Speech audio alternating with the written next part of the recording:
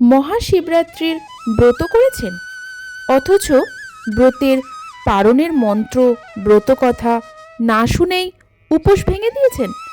তাহলে কিন্তু আপনার এই উপোস সম্পূর্ণ বিফলে যাবে।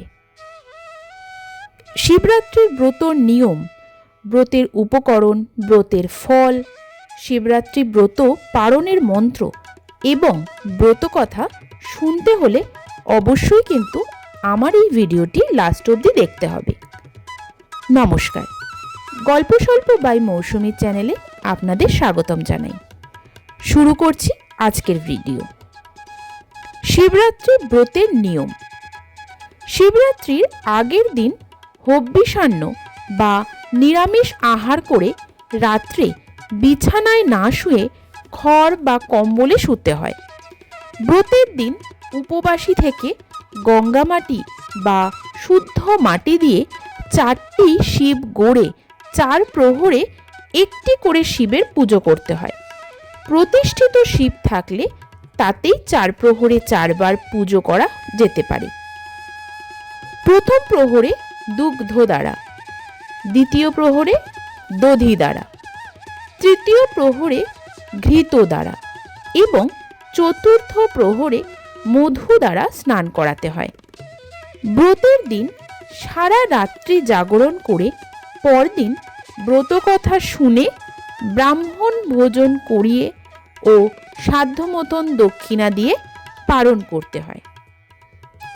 শিবরাত্রি ব্রতের উপকরণ: গঙ্গা মাটি বা শুদ্ধ মাটি, বিল্বপত্র, গঙ্গা জল, ফুল, দুগ্ধ, দধি, ঘৃত, মধু ও কলা। ব্রতের ফল: যজ্ঞের মধ্যে যেমন অশ্বমেধ যজ্ঞ, তীর্থের মধ্যে যেমন গঙ্গা, তেমনি ব্রতের মধ্যেও শ্রেষ্ঠ ব্রত হল শিব চতুর্দশী ব্রত। এই ব্রত পালন করলে ধর্ম, অর্থ, কাম, মোক্ষ চতুর্বিধ ফল লাভ হয়ে থাকে। শিবরাত্রির পারণের মন্ত্র, অর্থাৎ এই মন্ত্র বলে তারপরেই শিবরাত্রি ব্রতের উপোস ভাঙা উচিত। মন্ত্রটি হল: সংসার ক্লেশ দগ্ধস্য ব্রত নানেন শঙ্কর প্রসীদ সুমুখ নাথ জ্ঞান দৃষ্টি প্রভ ভব। চলুন এবার শুনে নেওয়া যাক শিবরাত্রির ব্রত কথা। বহুকাল আগে বারাণসীতে একটি ব্যাধ ছিল। দিন রাত্রি সে শুধু জীব হত্যা করত। একদিন ব্যাধ শিকার করতে গিয়ে অনেক পশু পক্ষী মেরে সন্ধে ঘনিয়ে আসতেই বাড়ির দিকে রওনা হলো। কিছুটা এগোতেই রাত্রি হয়ে গেল। অন্ধকার রাত্রি, পথ দেখা যায় না। সে তখন এক গাছের নিচে আশ্রয় নিল। কিন্তু গভীর জঙ্গলে হিংস্র জন্তু জানোয়ারের ডাক শুনে সে ভয়ে একটা গাছে উঠে তার ডালে মাংসের ঝোলা বেঁধে সেই ডালেই বসে রইল। গাছটি ছিল বেল গাছ। গাছের নিচে ছিল শিবলিঙ্গ। ব্যাধ গাছের ডালে বসে নড়ে চড়ে উঠতেই শিশিরে ভেজা একটি বেলপাতা খসে পড়ল সেই শিবলিঙ্গের মাথায়। সেদিন ছিল শিব চতুর্দশী। ব্যাধও ছিল উপবাসী, তাই শিবের মাথায় বেলপাতা পড়তেই শিব সন্তুষ্ট হলেন। ব্যাধ কিছুই জানত না, তবু তার শিব চতুর্দশী ব্রতের ফল লাভ হলো। সকালে ব্যাধ বাড়ি ফিরে এলো। সবাই তার জন্য ভাবছিল ভীষণ। ব্যাধ ফিরে আসতে তাকে তার বউ খেতে দিল। এমন সময় একজন অতিথি এলো। ব্যাধ কি ভেবে তার খাবারগুলি অতিথিকে খেতে দিল। তাতে তার পারণের ফলও লাভ হলো। কিছুদিন বাদে ব্যাধ অসুস্থ হয়ে মারা গেল।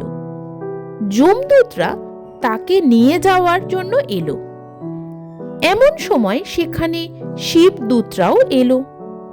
দুজনে যুদ্ধ বেঁধে গেল। যমদূতরা হেরে গেল। শিবদূতরা ব্যাধকে কৈলাসে নিয়ে এলো।